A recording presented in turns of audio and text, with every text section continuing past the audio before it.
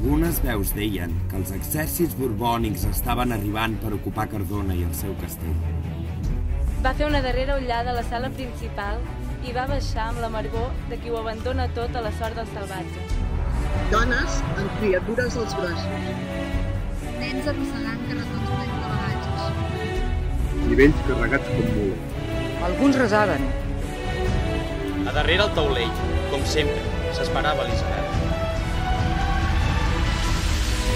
Al portal de Sant Miquel, centenars de soldats escoltaven i resaven. Però tan sols se sentia el cant rònec d'una garsa llunyana que semblava divertir-se amb les seves pors.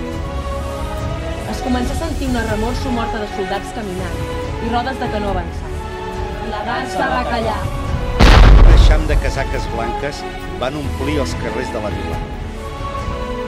Els borbònics havien entrat. Han posat bandera negra. A ultrança. Som les víctimes vivents. Els que ho vam donar tot. Els qui no ens va quedar res. Som la gent del poble.